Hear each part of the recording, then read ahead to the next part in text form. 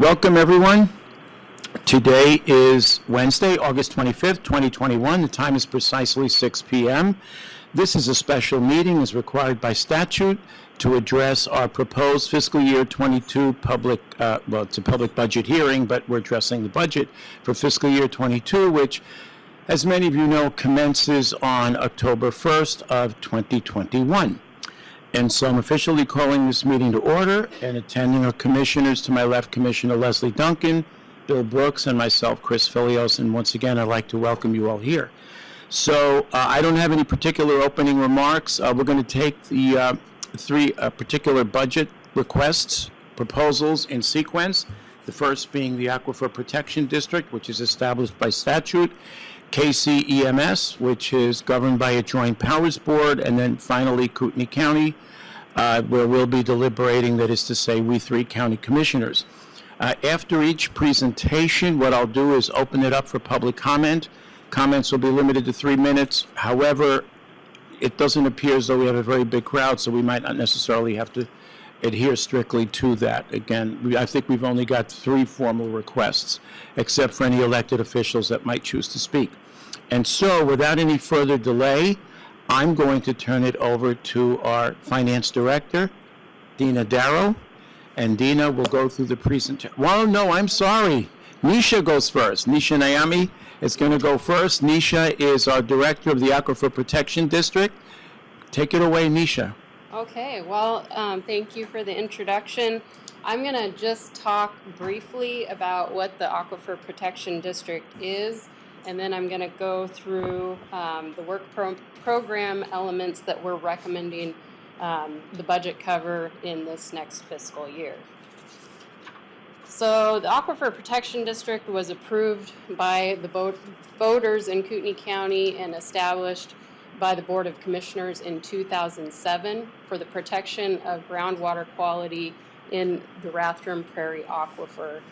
The Aquifer Protection District Board is appointed by the Commissioners, and we are charged with developing work program elements for the aquifer protection, proposing methods of cooperation among the regulating agencies, and for the reason I'm here tonight, to develop a budget recommendation to the commissioners for consideration with the county's annual budget.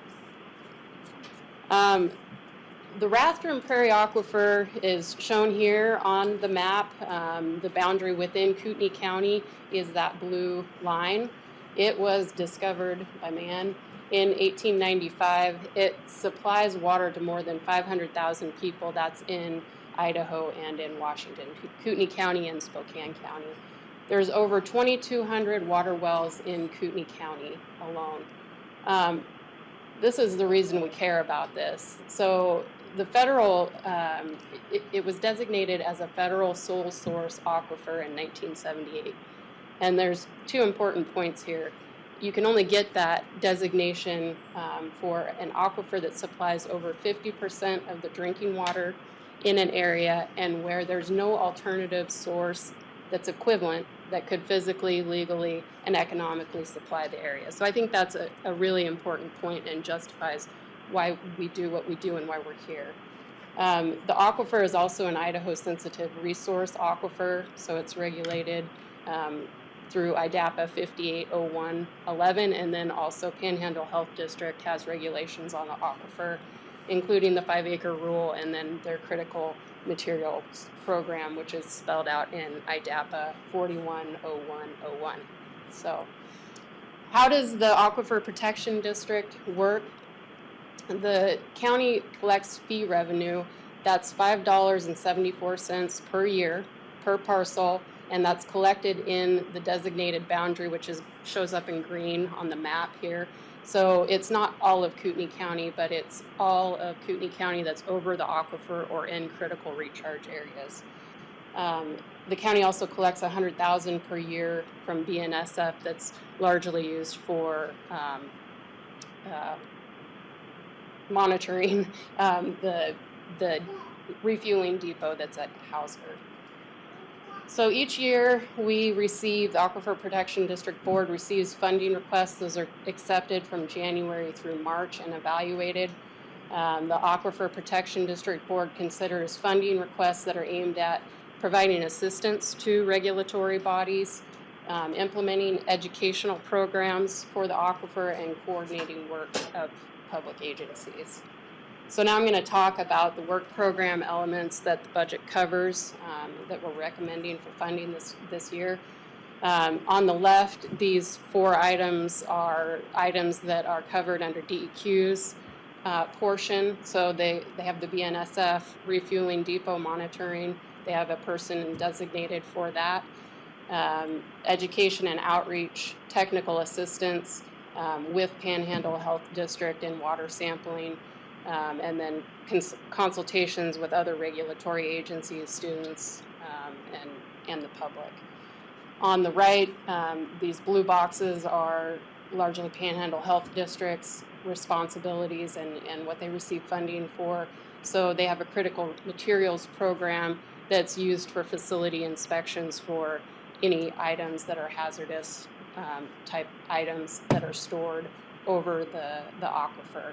So they're inspecting those and monitoring them. They have a sewer and stormwater management program also.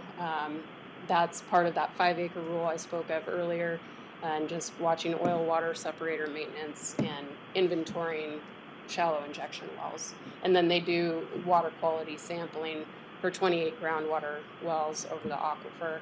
And those samples are what DEQ takes and does evaluation and analysis on.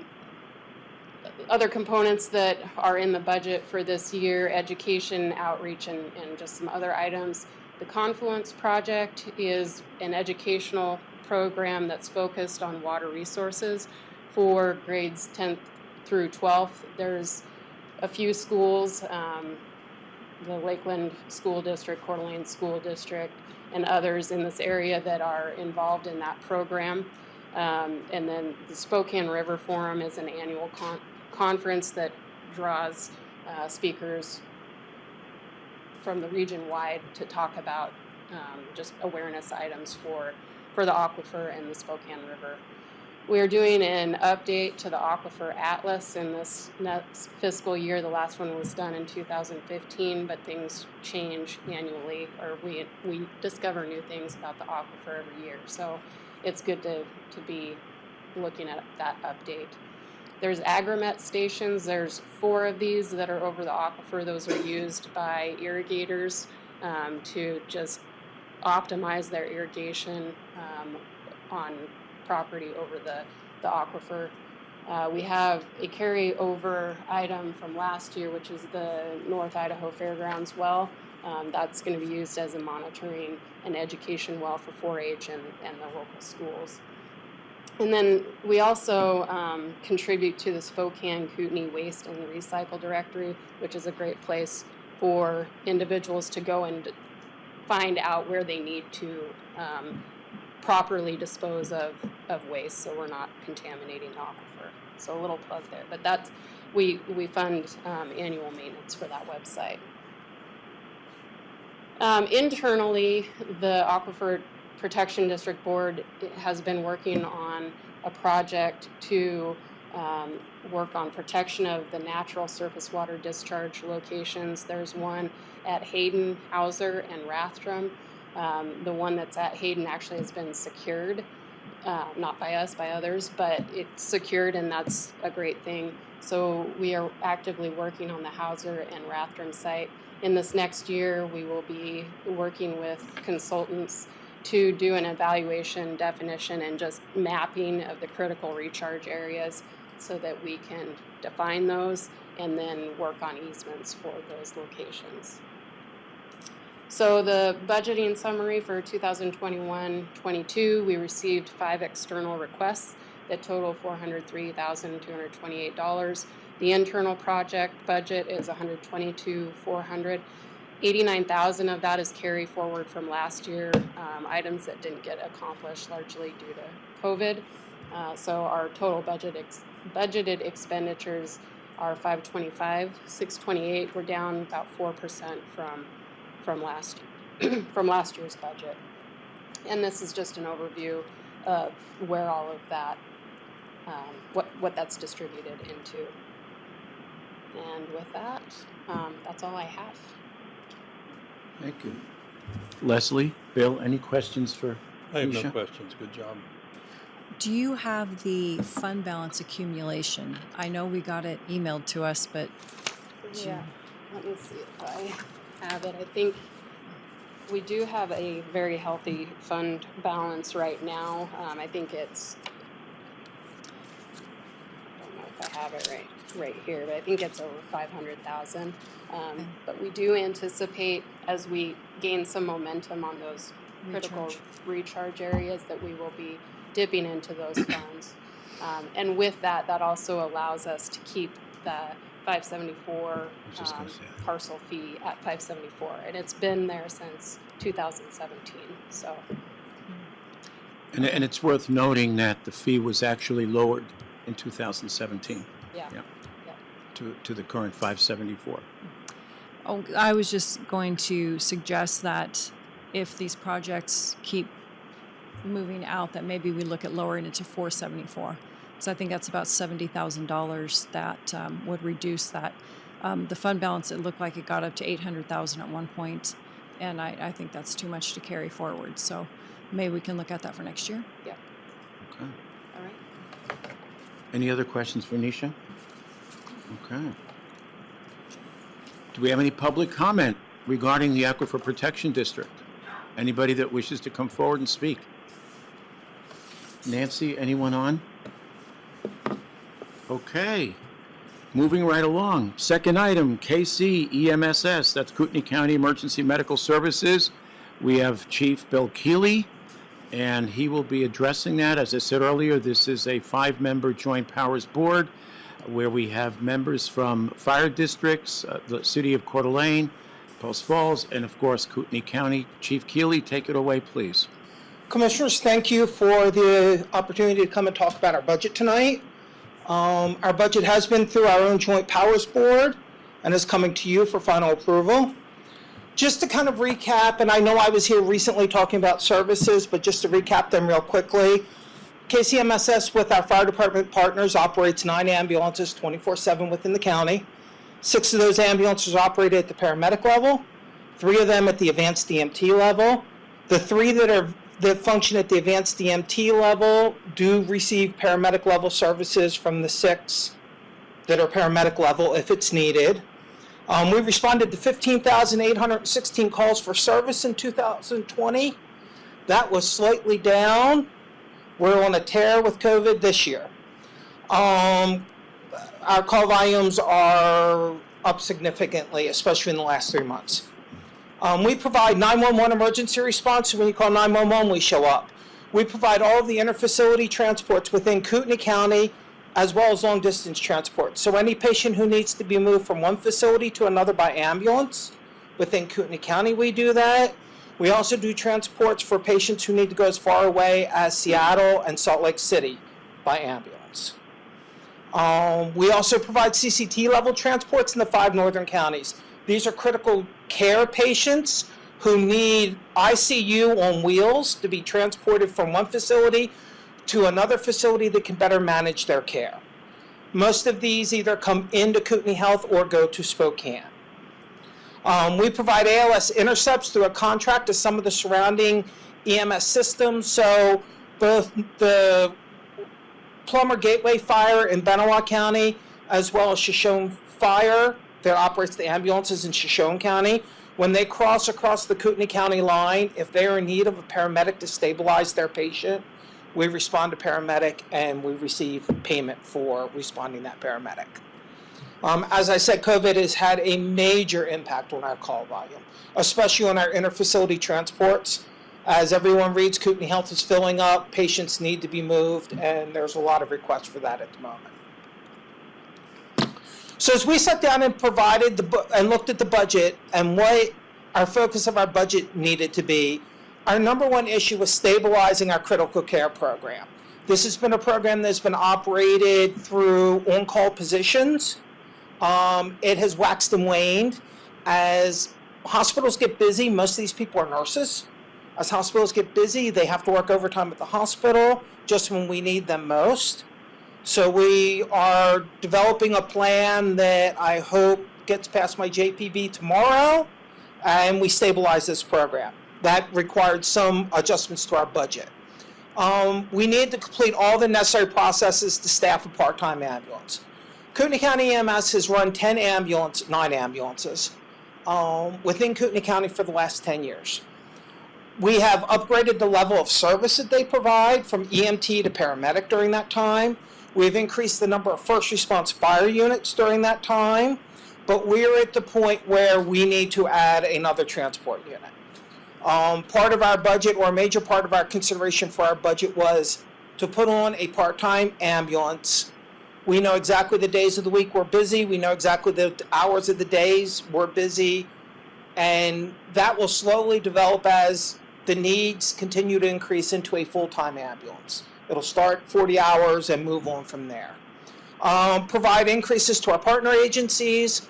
Plan for possible changes in coverage within the system. Volunteerism is not at its peak like it used to be. Within the KCMSS umbrella are 3 volunteer agencies, and we are beginning to develop plans if we need to provide that service ourselves, as opposed to those volunteer agencies. We're doing everything in our power to support them and make them successful, but we would be remiss if we didn't have a plan in case something happened. And then to support my own staff. Ambulance revenue is very difficult to, I won't even try to say it because I'll screw it up. It's very difficult to figure out what ambulance revenue is going to be. KCMSS's budget is 20% tax and 80% user fee based. We can tell you what the tax money is going to be. I can't sit here and tell you what the user fees are going to be from year to year. So it's budgeting becomes an interesting adventure at times. To support what we're trying to do and bring a new unit on, we are requesting the allowed new development. The legislature has thrown a monkey wrench into our plans with changing the way we can tax and what we're allowed for new development, and the 3% levy increase. We're also estimating a 1% increase in patient revenue. Working off of the 2020 budget, we would actually not have made budget if not for CARES money that was given to transport agencies, because our call volume fell off at the beginning of COVID and now has come roaring back. So we would be very close on our budget, and that's that prognostication of what transport revenue is going to do. So this is our revenue side of our budget. Last year we used some capital reserves to help with a vehicle purchase. Our tax revenue increase would be $159,000 roughly. Our 1% ambulance revenue increase would be about $84,000. And then interest and other revenues actually we think will decrease. So our total anticipated revenue of $8,816,634, $213,000 added to our budget, or about 2% of our budget added. Again, it's difficult when you talk about our budget because even though we're requesting the 3% tax levy increase, it's only 3% on 20% of our budget. The rest of it comes from patient revenue. Our expenses, you can see the changes. The first line I want to point out to you, you see a huge number there. That is a number that is directly related to the amount of money we bring in from patient revenue. Contracts and subsidies move based on patient revenue. Same with bad debt write-off and billing and collections. All those numbers move as our patient revenue moves, to the good or to the bad, depending on what it's doing. The rest of this is very basic information on things cost a lot more. Medical supplies are up, personnel expenses are up, education's up. The only thing that's down is our capital expenses. We do not have a plan to purchase any capital equipment this year. We currently have a tentative agreement to purchase an ambulance using impact fee money. And then we have a grant in currently to purchase 3 more ambulances. The first one on the impact fees will be used to staff that new ambulance that I've been talking about. The other 3 are to replace aging equipment that needs to be replaced. So the 3% works out to be $88,000, almost $89,000. New development is $55,000. And then we get sales tax money and DMV money as well for $16,000 roughly, for a total increase of $159,000 in our budget. You can see our levy rate there. Our levy rate actually has gone down. Went from $25, almost $26 on a $200,000 house to almost $23 on a $200,000 house. So we had a $3.09 decrease in our projected levy rates. Our levy rate keeps us in the lower third of all of the paramedic level transport services in the state of Idaho. We are actually, of the 15 paramedic transport services in the state of Idaho, we are 13th in our levy rate. As I stated, we were significantly impacted by what the state legislature did, both in the ability, putting on new ambulances, specifically addressing new growth, and that's where we took our hit, was in our ability to tackle new growth. We are very concerned that this will continue to have a major impact in what we're doing. That's why we're trying to get this all up front and get this new ambulance on before we have another impact next year if things do not change in the way the legislature set up the taxing. So our 2022 budget is geared towards 2 things. We need to keep us solvent. We are very, very frugal, and we are in a position where we're very comfortable where we're at, that we are providing the service levels we need to provide. We're planning for the future, but we don't want to get ourselves in trouble either with the changes we need to make. With this new ambulance coming on, we need to replace an aging fleet in the next couple of years, and this budget is geared towards doing that. We have actually put some money away to address, I can't bring on an ambulance in one budget year. The expense is too high for a single budget year to cover. So we've put money away, adding it to next budget year to bring the ambulance on, hopefully sometime at the end of this budget year, and they'll allow me to carry it through to the next budget year. We're also looking at any additional income we have is going directly towards replacing our fleet. So if we do have a better than expected year, that money would go directly towards replacing the fleet that needs to be replaced in the next 3 years. And that is my budget presentation. Can I answer any questions for you? Leslie, Bill? Excellent job. Thank you. Chief, approximate cost for everyone's benefit of an ambulance? An ambulance costs $342,168.27. 27 cents? I just got the paperwork, so I really don't have that at the top of my head. I just got the paperwork before I left work. Good job. And an ambulance ordered today, estimated delivery time is next July. So it really is something that has to be planned for well in advance, because you just can't call up and say, you know, I need an ambulance in 3 months. You're not going to get it. Okay. Thank you. I also want to take this opportunity to thank Tracy Abramson, who's the finance director. Tracy, stand up, please. I don't mean to put you on the spot. She does an outstanding job for us. Thank you so much, as does the rest of your staff. Thank you, Chief. Any public comment with respect to our emergency medical services? Hearing none. Nothing. Okay. Moving on. Third and final, Kootenai County. Our Finance Director, Dina Darrow, assisted by Michelle Charamonti. Go right ahead. Your show, Dina. Thank you. So I wanted to walk around a little bit because that's what I like to do. So up here, and I think on the other board too, there was a packet when you came in that has a lot more information. Today, we're doing you a big favor. We're keeping it real short. So there's a lot of useful information in that packet. If there's no packet sitting there, you can go to the clerk's website and you can download that.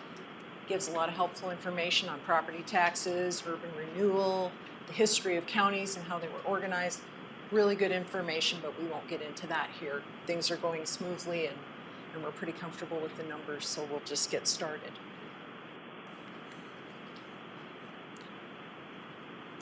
All right, so, and big thanks to Michelle for putting this together.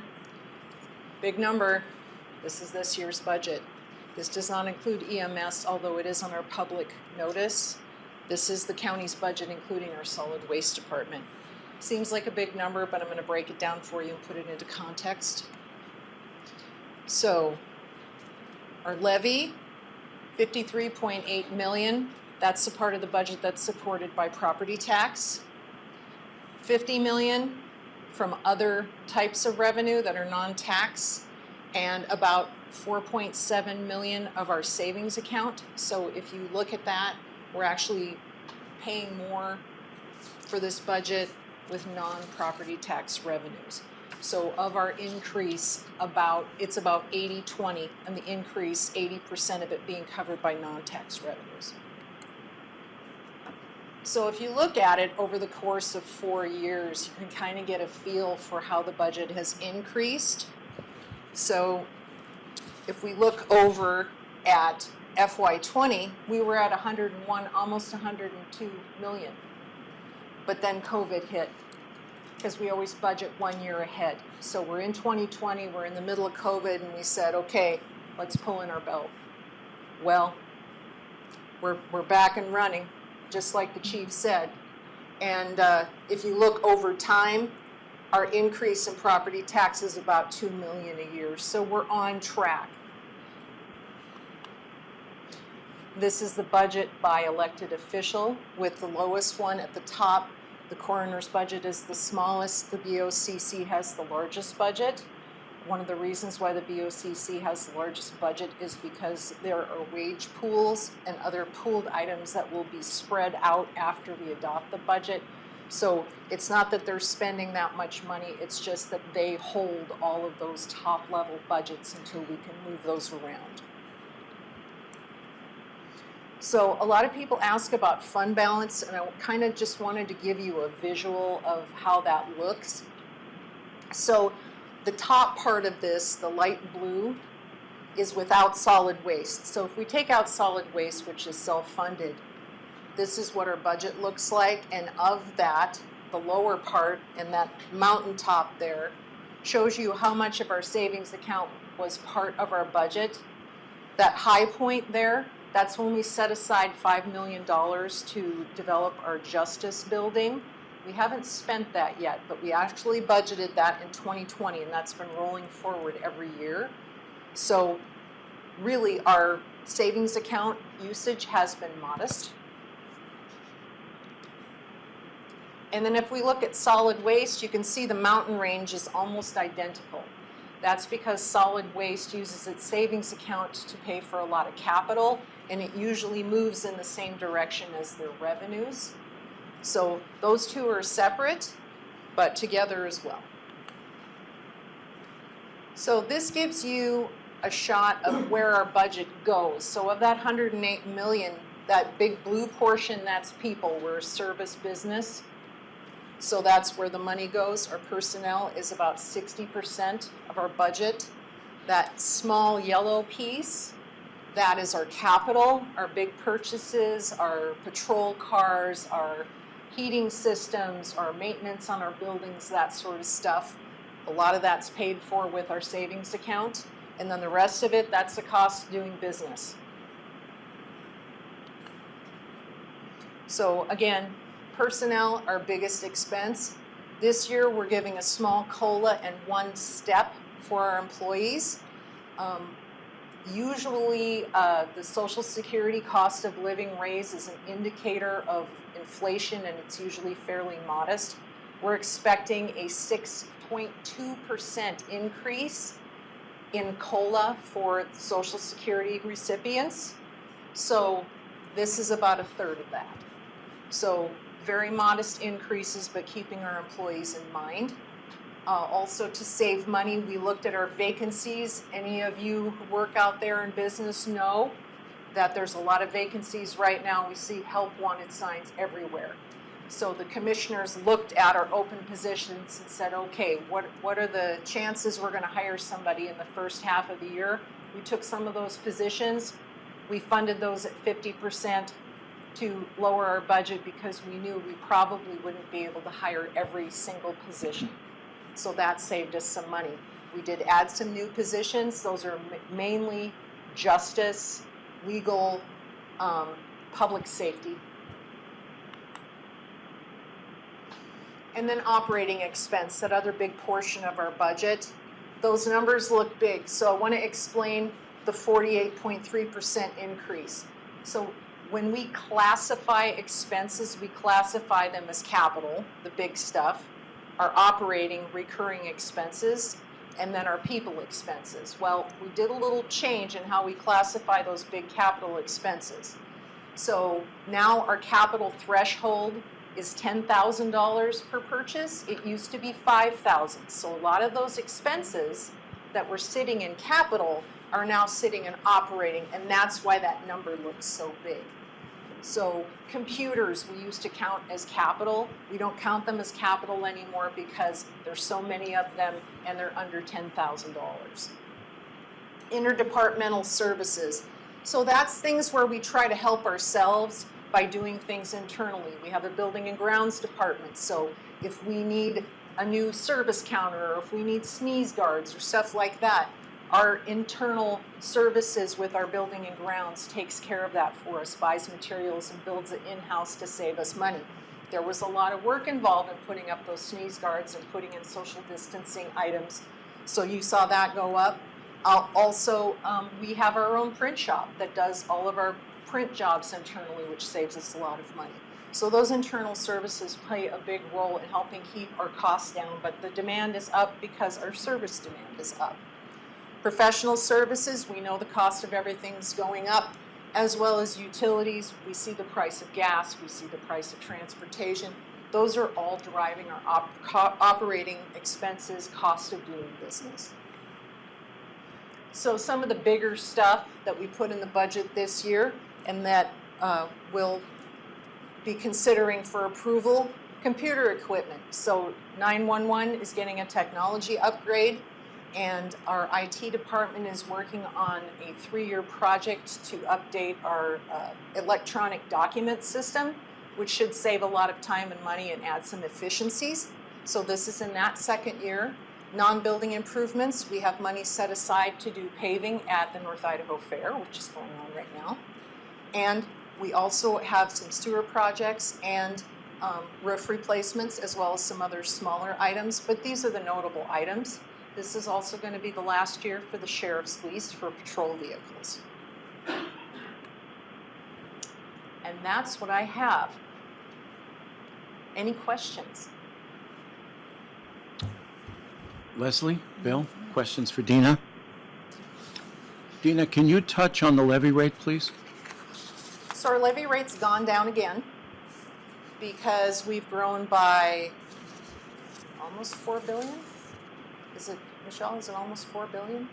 You mean the total valuation? The total valuation, yes. Yeah, it's gone up, in fact, I calculated it last week, 13%. So we've gone from 23 to just over 26 billion. That's with a B, total valuation of property in Kootenai County. Yes, and that's what's driving our property taxes, is just the value of things are going up. And how many actual employees do we have in Kootenai County? About 860. Yeah, so we're a pretty healthy sized organization. Current openings? 76 the last I heard last week. Good point. That's a lot. Okay. Any other questions for Dina? Thank you, Dina. Public comment. Nancy, anyone yet?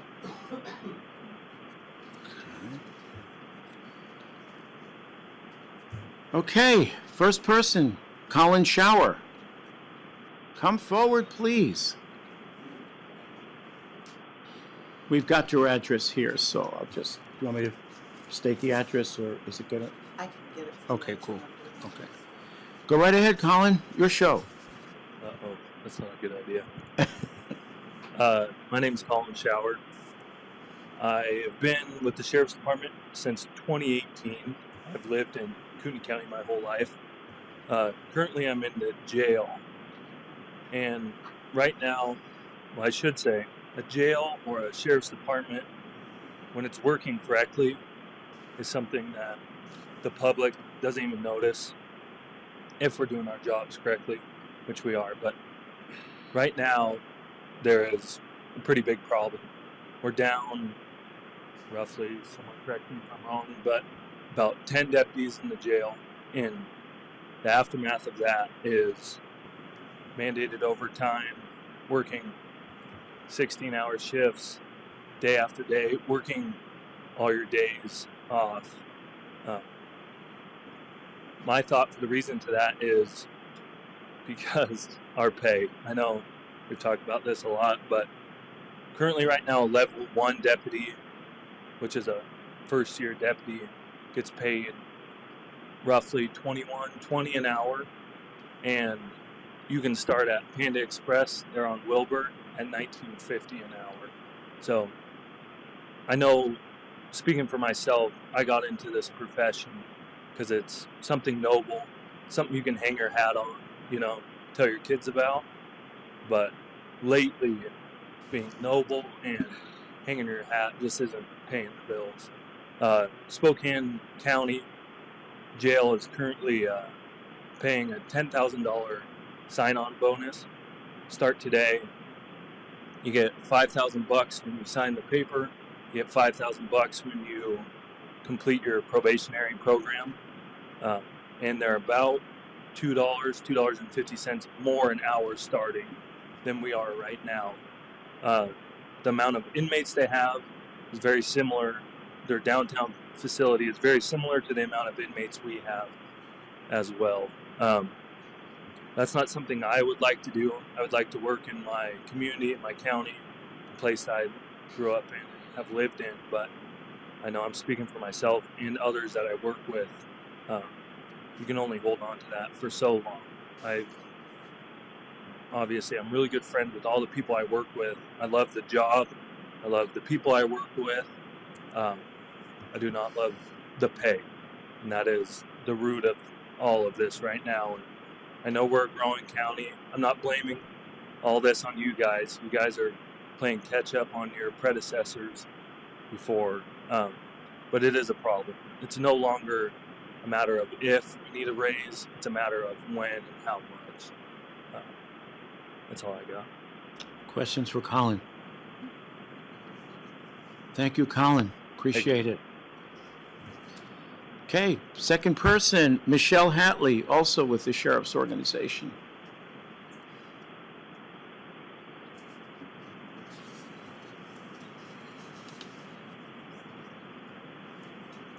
Welcome, Michelle.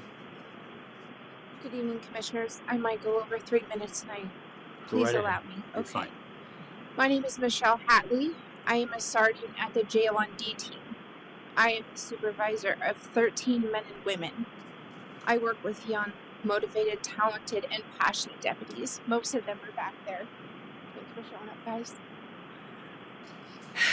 They chose their career at Kootenai County because they want to serve their community. This is a career to help protect the community they love in a very team-based environment. Most of my team is very young with 20 plus years left to give back to the agency. However, times are growing more difficult for them.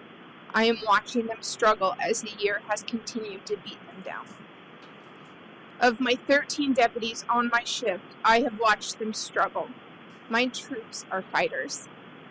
They have put up a good fight and tried to stay positive while the environment around them is changing, and not for the better.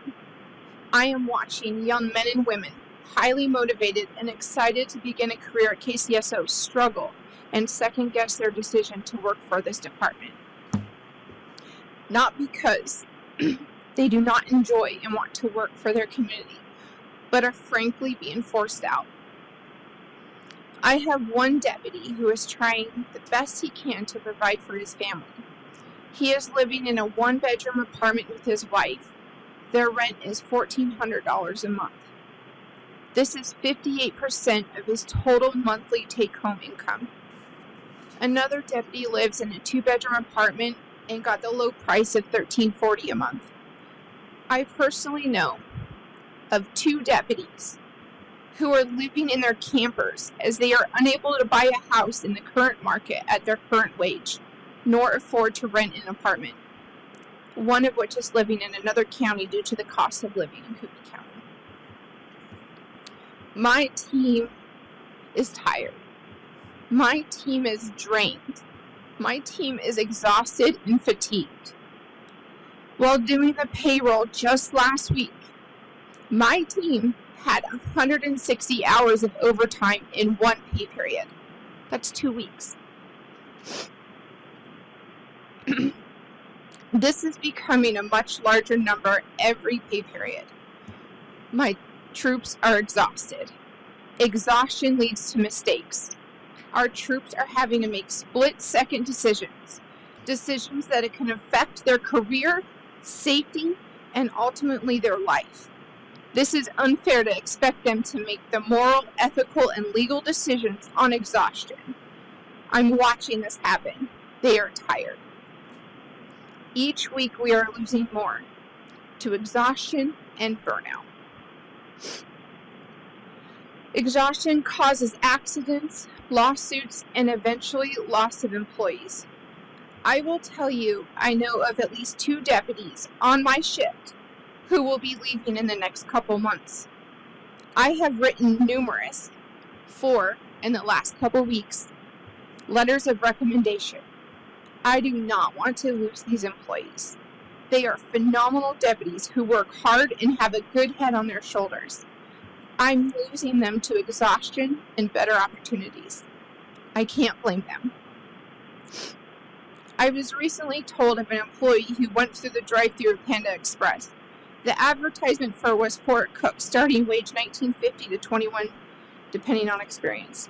How can I tell them not to move on?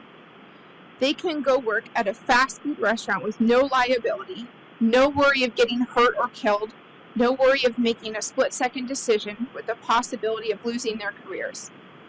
On top of this, I have had more employees in the last week come to me for help. They are struggling with their families. Being away from their spouses, children, it takes a toll, not just on my troops, but their families. I have seen good people struggling with their marriages, missing their families, and feeling horrible for not being there for their kids. It isn't fair to ask these men and women to keep working the way they do, as hard as they do, for as long as they do, for a small reward at the end, something they can make at a fast food industry. I care for them, but ultimately lies in your hands.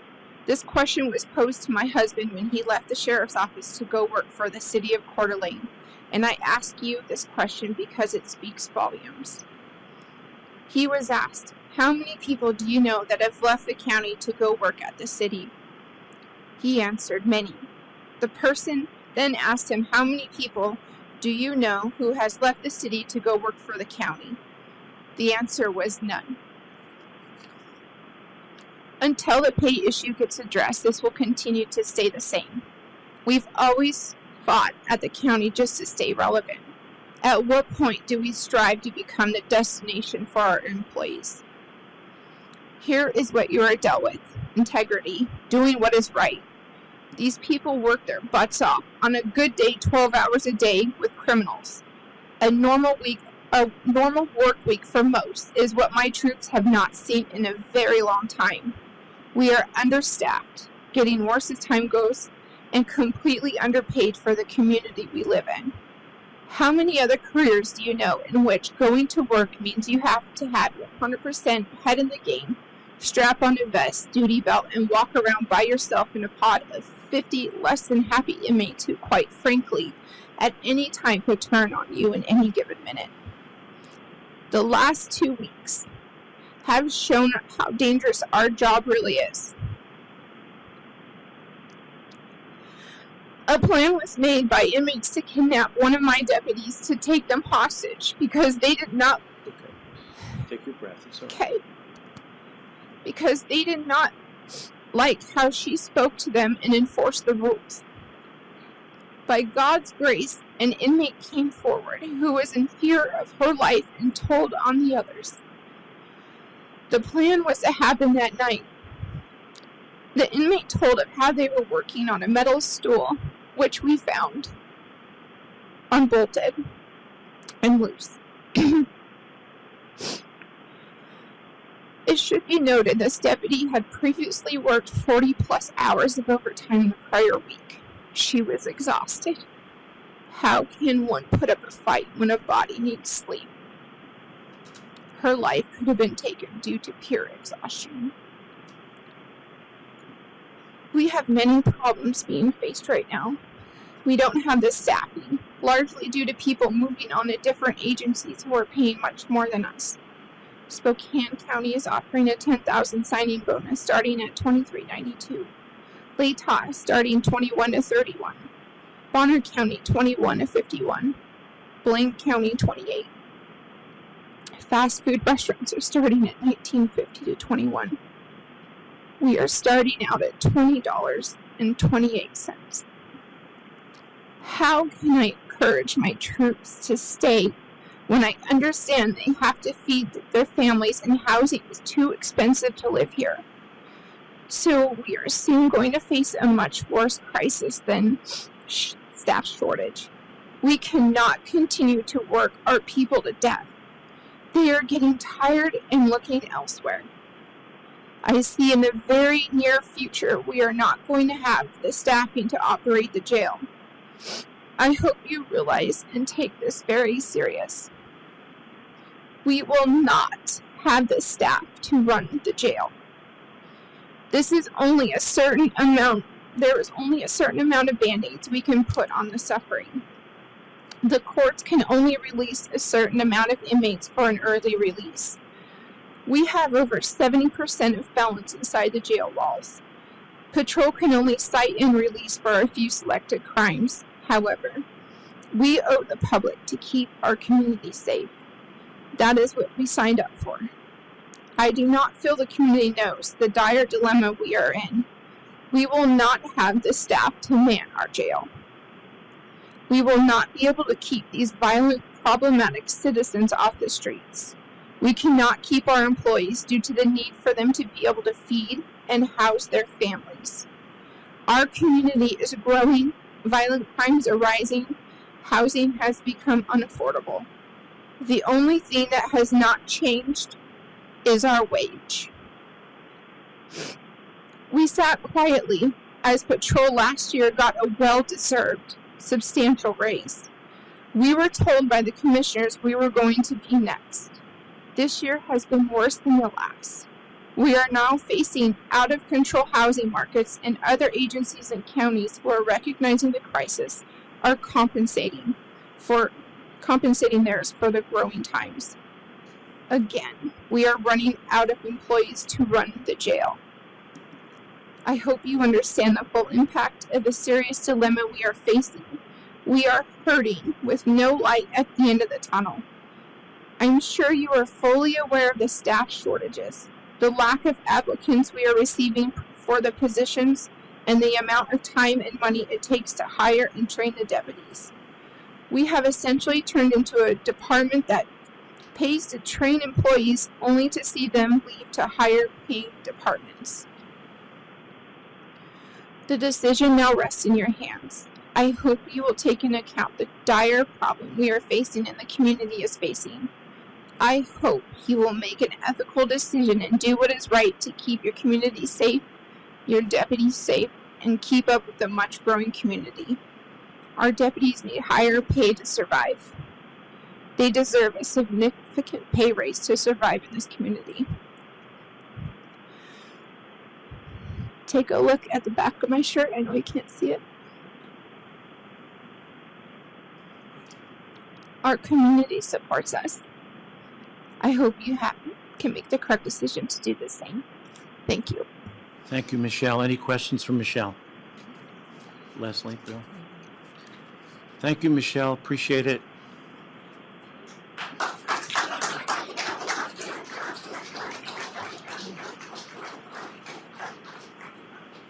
Sheriff Bob Norris, you get the floor, sir. Mr. Chairman, how are you? I am fine. How are you? We're doing okay. Commissioners, members of the public, thank you for this opportunity. I got to tell you that I'm not as confident as the EMS director on our immediate future. Recent developments have occurred within the last 10 days since I last addressed you that I felt it necessary to come and bring this to your attention.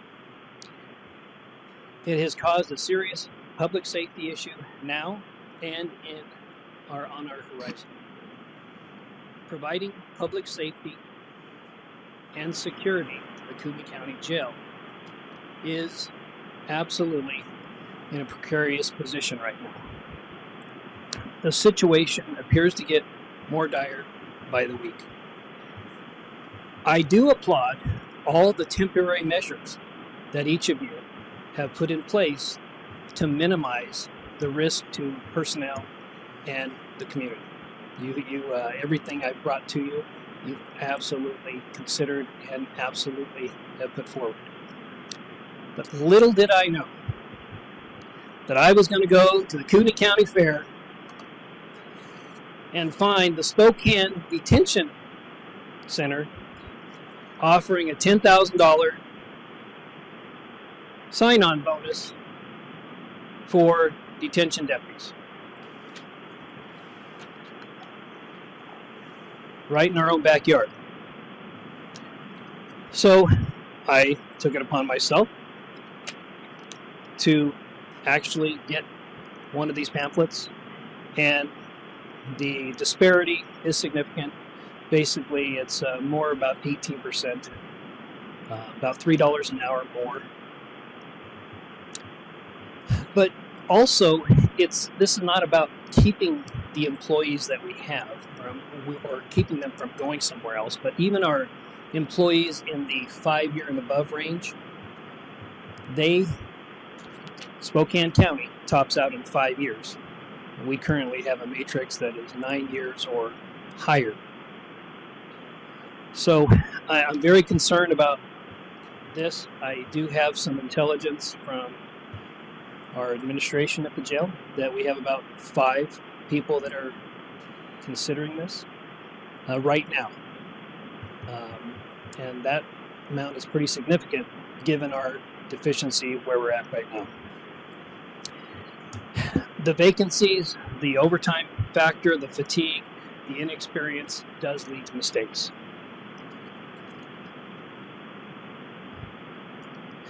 I don't have to remind you about the policies of prior commissioners and prior boards that have come before you. Many of them have stepped over a quarter to pick up a dollar. Many times we have had to ship out inmates, pay a X amount of dollars per day for those inmates, transportation costs for those inmates to return to Kootenai County for judicial purposes. And the reason why I believe this is so critical is that I can't plug in a deputy sheriff in the jail in 3 months. It takes about 2 years for us to have a recruitment and training cycle to get that deputy sheriff out there working on the line, confident to keep himself, his partners, and the community safe. It takes about a 2-year cycle. Spokane County is recruiting our people directly here because they know they already have housing. And that's been our biggest obstacle, as many other departments here within the county. That's been the biggest obstacle, is to find housing.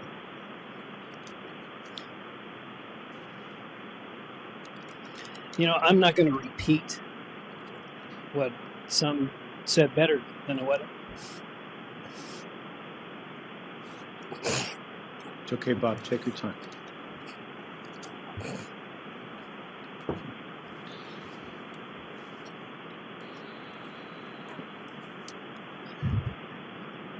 You know, I happened to look at the log last night, and I wanted to see what was in the log.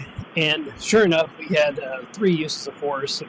We had belligerent inmates, and we had a significant amount of inmates that are coming into Kootenai County Jail that we would not have normally had just 2 years ago. We're currently, on average, about an 80% felony inmate population. Today it was 75, but it's something we monitor frequently. But this is not the cow town of 60,000 that it used to be. The types of inmates that we're getting, the amount of complexity of the inmates as it pertains to the mental illness and substance abuse afflictions is something you'd see in a much larger town. Obviously, we have 175,000 people here, but we have a community of 750 when you include Spokane. So I know we're not really expecting anything, but right now, from this particular meeting, but I felt like it was important enough that this information be brought to you because I have been keeping you up to date on some of the items, and I felt like it was important to bring that to your attention. So thank you for your time. I look forward to our upcoming negotiations. I know that we have set aside a X amount of dollars, but I have been told that that is not enough to be competitive with Spokane County. And I will do my best to keep all of our Kootenai County jail employees here in Kootenai County, but I need your help. That's all I got. Thank you, Sheriff. Questions for Sheriff Norris? Leslie, Bill? Thank you, Sheriff. Appreciate it.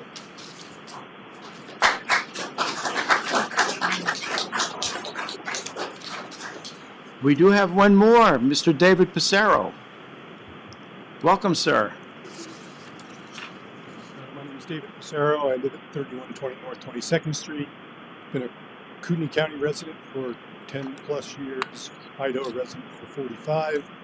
I wasn't planning on any prepared remarks today, but after hearing some of the comments from the Sheriff's Office and my interactions that I've had with deputies on a positive level in every situation, I am just here as a citizen of the county to support making it right for them, doing the proper work to understand what the competitive market needs to do. As a leader in a Fortune 100 company for 30 years, I had a lot of experience in determining where wages should be to keep employees and keep good employees. And when you have good employees, it pays you to keep them. And in a job, I've never had a job like they have. And I would never consider myself an expert at it, but your job is to make sure that you have proper information about what the market needs and to pay them accordingly, and I fully support that.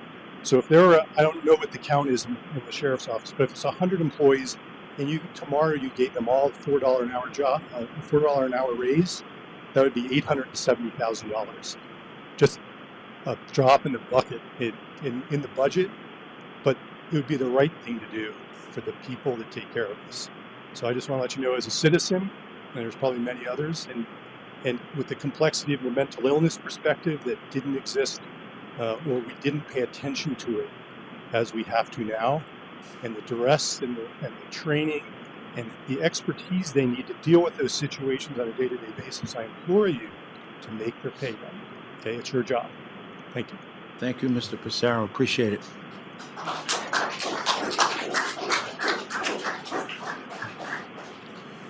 Nancy, anyone on?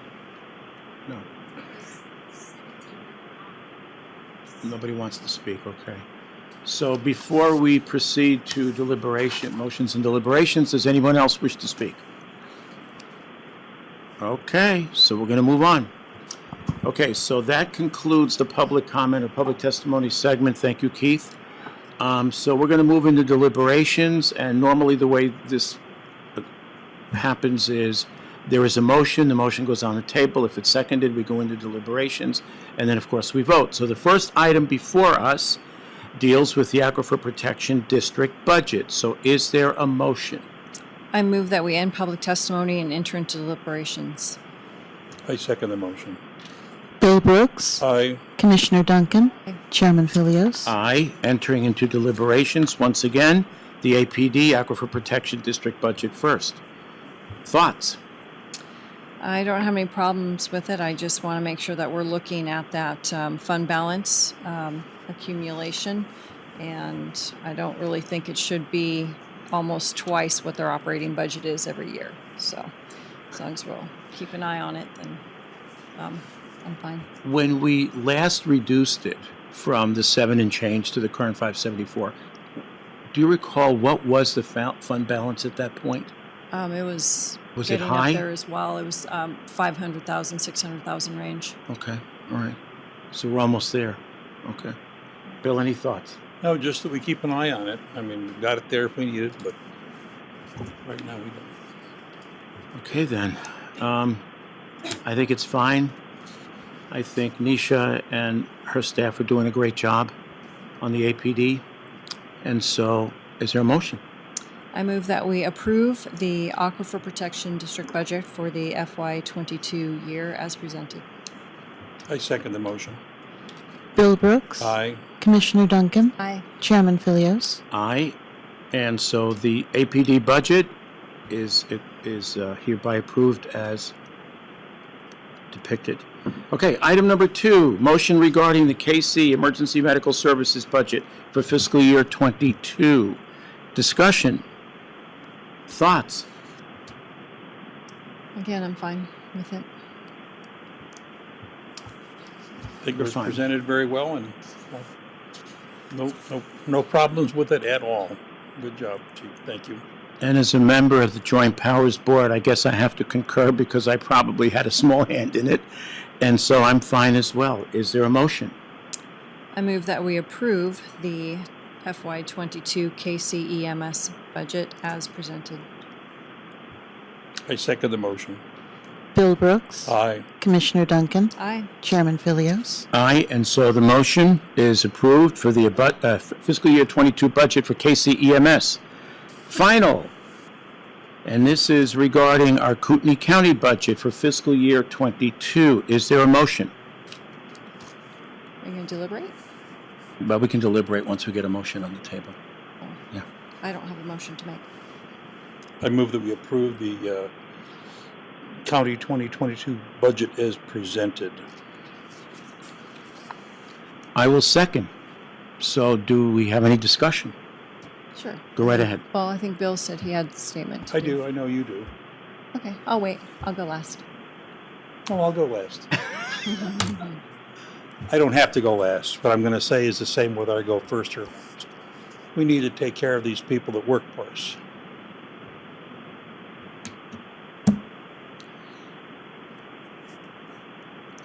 My whole thing was, don't worry about the capital equipment as much. Don't worry about the operating expenses as much. Worry about what it cost us to put good people here in the county. Keep them and pay them adequately.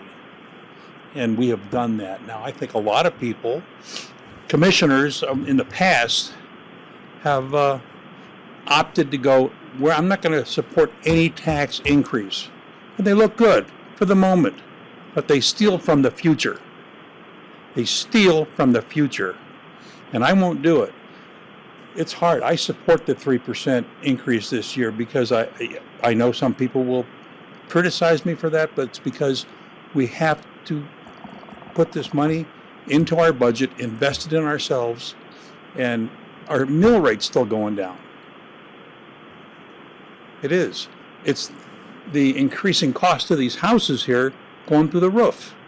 But if we don't take care of, if we don't go for 3%, we have no chance of catching up with what was it Michelle brought to us. No chance. No chance in addressing what Bob Norris has talked about. No chance. But we can look good for a night if we say no. I won't say no. I say yes.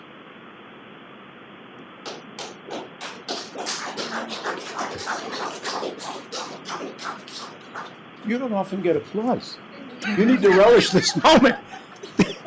Only when I leave a room. Okay.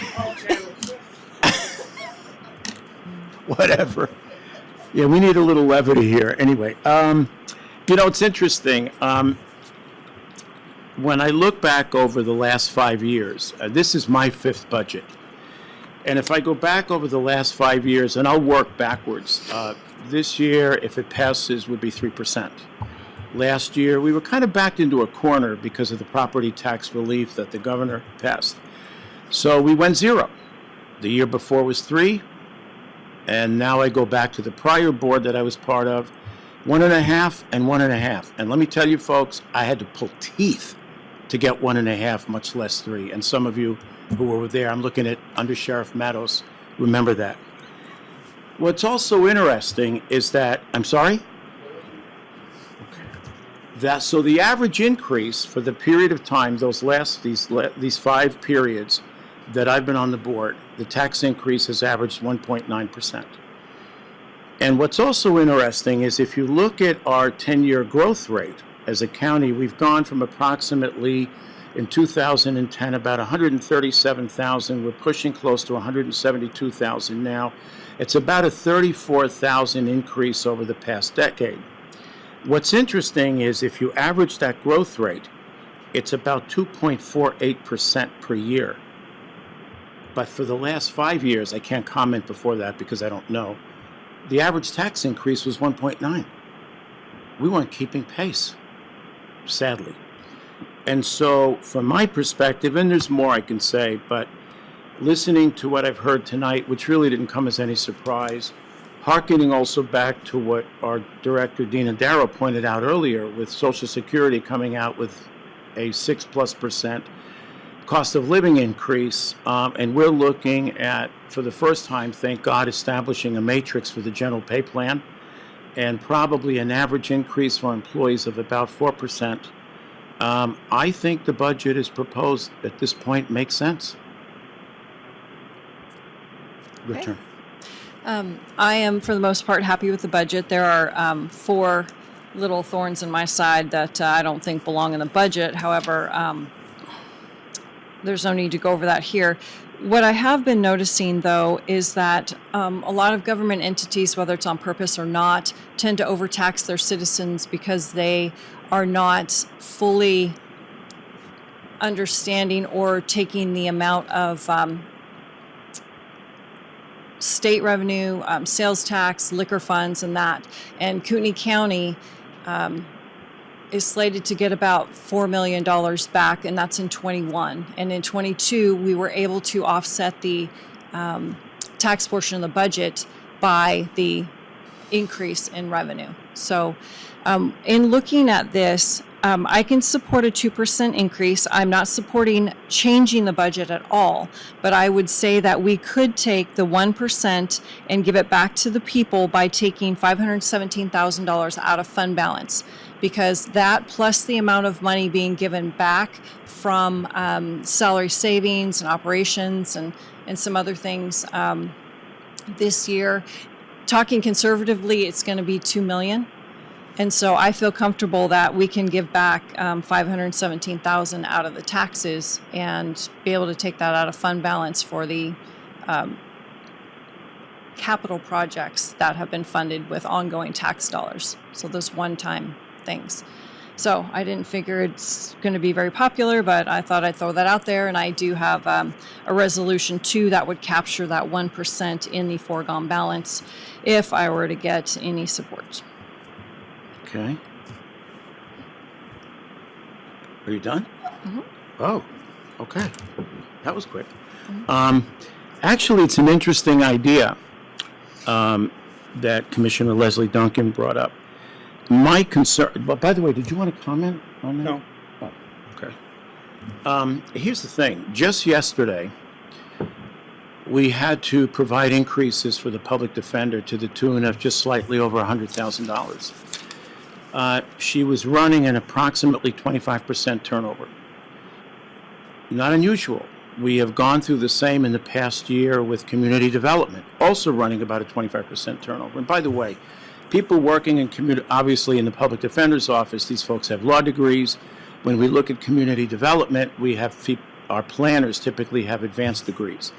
And so these are not people that are easy to come by. Kootenai County, as a county, forget the county as government, but as a county, is currently indicating about 10,000 jobs gone wanting. So that's our labor shortage, about 10,000. We have 72 job openings, and we're doing what we can to increase the wages. Coming before us shortly is going to be the assessor who's losing people, and he's going to want more money. And DMV, of course, we beefed that up. That's going to come before us yet again. And the money that we allocated for compression for the middle of the year, which I believe was it 600,000? 650, was indicated earlier that it's probably not going to be enough. I can't really comment any further than has already been articulated by Michelle and Sheriff Norris about the situation in detention. And again, that goes back to boards that obviously thought differently about governing. So I think what we're looking at here is doing the right thing, and the right thing to me is to go with the full 3%. The difference in that 1%, that $500,000 that would be saved potentially, divide that by 87,000 taxable parcels in the county, and frankly, folks, it's peanuts. In fact, I'll go one step further for you. If you look at the budget as currently proposed, and between property tax increase and new growth, we're looking at approximately $12.18 per year per resident for approximately 172,000 residents. Let me put it another way. If we look at the per parcel increase, 87,000 taxable parcels, with the currently proposed budget, each parcel, if each parcel would tax the same on average, $24.09 increase. And by the way, the county component of your taxes, our taxes, runs about 25%. There was a gentleman who had written a letter to the editor a couple of weeks ago complaining about his taxes, which I think totaled about $4,300, and I looked at the county component, it was 19%. And so I think, given the challenges that have already confronted us, the challenges that lie ahead, I think Commissioner Duncan's proposal does have merit, but having already gone to zero in the prior year, and frankly, having been very frugal over the past several years, I have to support the 3% increase. I do want to make sure that people understand we do have money set aside for the detention deputies. We're undergoing a study right now that will be implemented as soon as it's finished.